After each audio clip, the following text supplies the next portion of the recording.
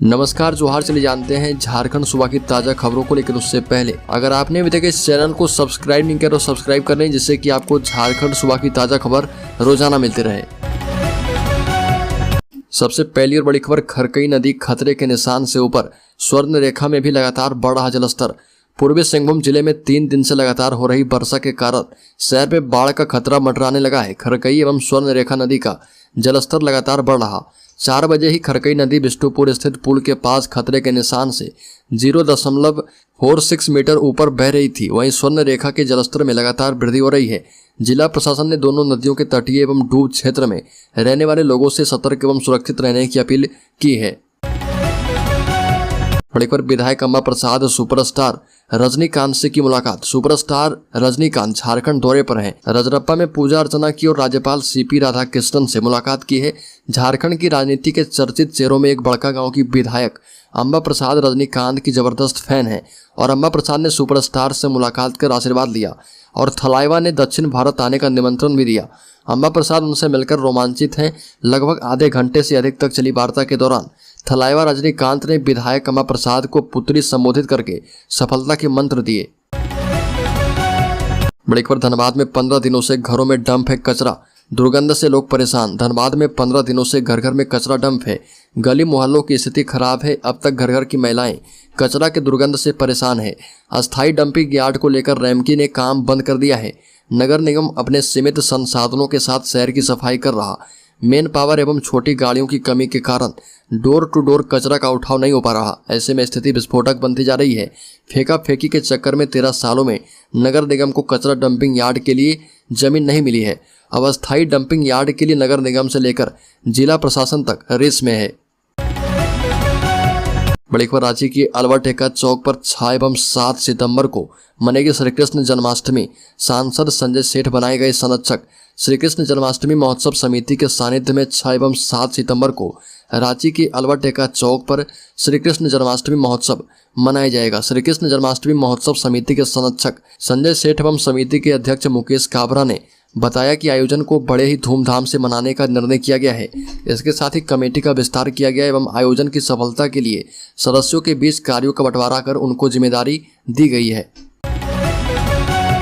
बड़ी खबर, पूर्व मंत्री योगेंद्र साव ने सीएम को दिलाया याद। कहा कि आगामी चुनाव को लेकर उनके द्वारा जारी घोषणा पत्र पर काम करने की आवश्यकता है।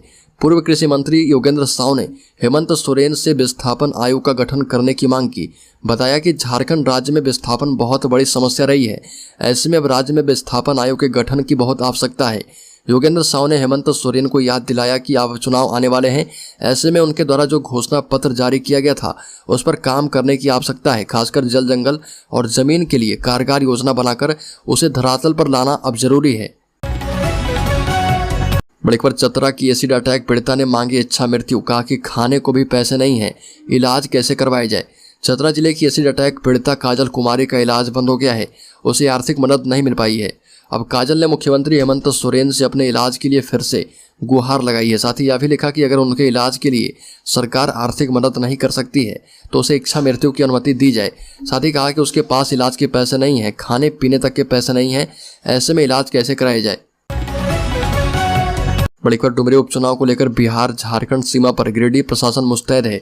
जिले के डुमरी उपचुनाव को लेकर बिहार से सटे तीसरी के थानसी डी सीमा के चेक पोस्ट पर अस्थायी निगरानी दल लगातार वाहनों की जांच में जुटा है। इसी दौरान 19 अगस्त को ऑब्जर्वर के साथ खोरू महुआ एसडीएम मनोज कुमार, एसडीपीओ मुकेश कुमार महतो, तीसरी बीडीओ संतोष प्रजापति, सीओ दीपक प्रसाद आदि ने थानसी डी चेक पोस्ट का निरीक्षण किया।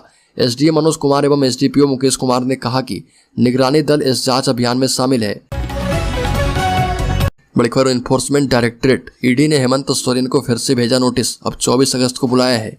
सीएम ने कहा कि केंद्र निशाना बना रही।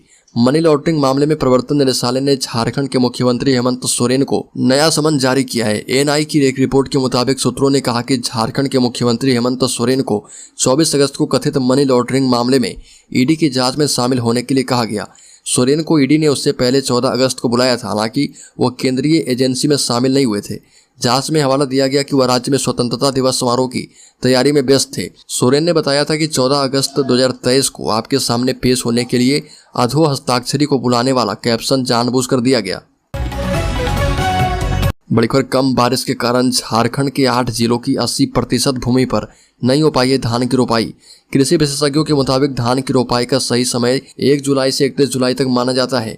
साथ ही कहा कि पिछले कुछ वर्षों में मानसून में देरी से या कम बारिश होने की वजह से काफी किसान अगस्त के मध्य तक ही रोपाई करते हैं, लेकिन इससे फसल का उत्पादन अच्छा नहीं होता। झारखंड में 18 अगस्त तक 43% धान की कुल रोपाई हुई थी। राज्य कृषि विभाग के आंकड़ों के मुताबिक 18 अगस्त तक 18 लाख हेक्टेयर के लक्ष्य के मुकाबले केवल 7 लाख हेक्टेयर भूमि पर धान रोपाई हुई है। बड़ी खबर, रांची डबल मर्डर केस का खुलासा, 3 गिरफ्तार। झारखंड पुलिस को अहम कामयाबी मिली है। रांची के बरियातू थाना क्षेत्र के चिरौंडी में हुए दोहरे हत्याकांड को अंजाम देने वाले सगे भाइयों अशोक और धर्मेंद्र सहित 3 को रांची पुलिस के द्वारा गिरफ्तार कर लिया गया है। रांची एसएसपी के द्वारा बनाई गई एसआईटी को यह कामयाबी हासिल हुई। दोहरे हत्याकांड को अंजाम देने के बाद अशोक और धर्मेंद्र दोनों बिहार भाग गए थे, जिसके बाद रांची पुलिस की कई टीम लगातार उनके संभावित ठिकानों पर छापेमारी कर रही थी। बड़ी खबर, सांसद सुनील सोरेन ने हेमंत सरकार पर जमकर साधा निशाना। विधायक इरफान अंसारी के बयान की भी आलोचना की। सांसद सुनील सोरेन ने मुख्यमंत्री हेमंत सोरेन और उनके परिवार पर निशाना साधा। कहा कि राज्य में जब तक हेमंत सोरेन का परिवार रहेगा तब तक इस राज्य का विकास नहीं हो सकता। सांसद सुनील सोरेन ने जामताड़ा विधायक इरफान अंसारी पर भी तंज कसा। सांसद सुनील सोरेन ने विधायक इरफान अंसारी के द्वारा विधानसभा में भाजपा के प्रदेश अध्यक्ष बाबूलाल मरांडी पर आदिवासी को लेकर दिए गए बयान पर तीखी आलोचना की। कहा कि आदिवासी किसी से कम नहीं है। सांसद ने कहा कि आदिवासी देश और राज्य चला रहा। साथ ही बताया कि भाजपा ने एक महिला आदिवासी को देश का राष्ट्रपति बनाने का काम किया है। बड़ी खबर, डुमरी उपचुनाव में होगी तीसरी आग से निगरानी। झारखंड में उपचुनाव को लेकर गहमा गहमी है। राजनीतिक दलों के साथ साथ झारखंड राज्य निर्वाचन आयोग भी इसको लेकर कमर कस चुका है। डुमरी विधानसभा उपचुनाव को लेकर सुरक्षा के खास प्रबंध किए जा रहे और यहाँ मतदान केंद्रों की निगरानी हाई डेफिनेशन कैमरों की मदद से की जाएगी। इसके अलावा चुनाव आयोग की बड़ी तैयारी है। 5 सितंबर को होने वाले डुमरी विधानसभा उपचुनाव तीसरी आग की निगरानी में होगी और बनाए गए 373 मतदान केंद्रों में से 50% से अधिक मतदान केंद्रों पर 4K कैमरा का इस्तेमाल कर वेबकास्टिंग करने का निर्णय किया गया है। बड़ी खबर, राज्य में महिलाओं और बालिकाओं के खिलाफ छेड़खानी, दुष्कर्म और अन्य किसी भी तरह के अपराध करने वाले आरोपियों के खिलाफ छत्तीसगढ़ सरकार ने कठोर कानून बनाने की घोषणा की। अब छत्तीसगढ़ की तर्ज पर झारखंड में भी ऐसे कठोर कानून बनाने की मांग हो रही। छत्तीसगढ़ में कांग्रेस की सरकार है, ऐसे में झारखंड में कांग्रेस के मंत्री आलमगीर आलम ने कहा कि जिस तरह से महिलाओं और बालिकाओं के प्रति अत्याचार, हिंसा और अन्य जघन्य अपराध बढ़े हैं, वैसे में आरोपियों को कठोर सजा देने के लिए और भी कड़े कानून की आवश्यकता है। इसके लिए मुख्यमंत्री हेमंत सोरेन से बात करेंगे। बड़ी खबर, झरिया वासियों को बड़ी राहत, आग की आंच में जिंदगी जीने को नहीं होना पड़ेगा मजबूर। धनबाद प्रशासन ने लिया बड़ा फैसला। झरिया में कई सालों से जमीन के नीचे आग धधक रही। इस वजह से कई लोगों की जान भी जा चुकी है। इसे लेकर प्रशासन अलर्ट हो गया है। प्रशासन ने अग्नि प्रभावित क्षेत्रों में रह रहे लोगों को सुरक्षित स्थानों तक पहुंचाने का फैसला किया और धनबाद जिले के उपायुक्त वरुण रंजा ने इसे लेकर अधिकारियों को कार्ययोजना तैयार करने के निर्देश दिए हैं ताकि खतरनाक क्षेत्रों के निवासियों को हर हफ्ते सुरक्षित स्थानों तक पहुंचाया जा पाए। बड़ी खबर, झारखंड में सीआरपीएफ जवान ने खुद को मारी गोली, तनाव के कारण जान देने की आशंका। बड़ी खबर झारखंड के लोहरदगा से आ रही है, जहां पर एक सीआरपीएफ के जवान ने अपने सर्विस राइफल से खुद को गोली मार ली। इस घटना के बाद मौके पर अफरा तफरी मच गई। आनन फानन में खून से लथपथ जवान को इलाज के लिए अस्पताल में भर्ती करवाया गया, जहां पर डॉक्टरों ने उन्हें मृत घोषित कर दिया। सीआरपीएफ जवान की पहचान जगदीश मीना के रूप में हुई है, जो कि सीआरपीएफ की 198वीं बटालियन में तैनात था। बताया जा रहा है कि अति नक्सल प्रभावित पेशरार थाना क्षेत्र के केकरेंग स्थित सीआरपीएफ गेट पर जवान की ड्यूटी लगी थी। इसी दौरान जगदीश मीना ने खुद के सर्विस राइफल से गोली मारकर जान दे दी। बड़ी खबर, रांची टाटानगर से वाराणसी तक वंदे भारत ट्रेन चलेगी। ट्रेन के रास्ते को लेकर सर्वे जारी। झारखंड में एक और वंदे भारत ट्रेन की शुरुआत जल्द होगी। यह ट्रेन टाटानगर से वाराणसी तक चलेगी। दक्षिण पूर्व रेलवे जोन इस रास्ते पर परिचालन के लिए सर्वे करवा रहा। चक्रधरपुर रेल मंडल के डीआरएम ने इससे संबंधित जानकारी सोशल साइट पर साझा की है और लिखा गया कि जमशेदपुर और रांची से बनारस के लिए वंदे भारत एक्सप्रेस के परिचालन की योजना है और इस पर सर्वे का काम जारी है और रेल मंत्रालय इस पर फैसला सर्वे कराने के बाद लेगा। बड़ी खबर, संकल्प यात्रा के तीसरे दिन बाबूलाल मरांडी ने कहा कि हेमंत को भेजना होगा होटवार जेल, करा रहे कालाबाजारी। भारतीय जनता पार्टी के प्रदेश अध्यक्ष बाबूलाल मरांडी संकल्प यात्रा पर हैं। इस यात्रा के तीसरे दिन बाबूलाल मरांडी ने हेमंत सरकार पर सख्त टिप्पणी की। बाबूलाल ने कहा कि प्रधानमंत्री के द्वारा भेजे जा रहे पैसों और अनाजों की कालाबाजारी मुख्यमंत्री हेमंत सोरेन करवा रहे, केंद्र की योजनाओं को जानबूझकर लेट लतीफी कर रहे। मरांडी ने कहा कि प्रदेश में चोरी, हत्या, बलात्कार के ग्राफ पूरे देश में सर्वाधिक है। संथाल की धरती पर बेटियों को जिस हस्त्र से मारा जा रहा, पुलिस अपराधियों को पकड़ना छोड़ हेमंत सोरेन के इशारे पर झूठे केस एवं वसूली में व्यस्त है। बड़ी खबर, सीएम हेमंत सोरेन को ईडी ने फिर से भेजा समन। 24 अगस्त को जोनल ऑफिस में हाजिर होने को कहा। पिछले समन में कानूनी सलाह लेने की कही थी बात। प्रवर्तन निदेशालय ने सीएम हेमंत सोरेन को एक बार फिर से नोटिस भेजा है।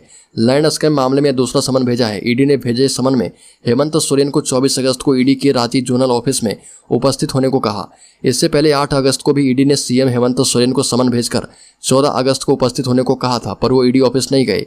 ईडी को चिट्ठी लिखकर कहा था कि समन वापस लें और कानूनी सलाह ले रहे।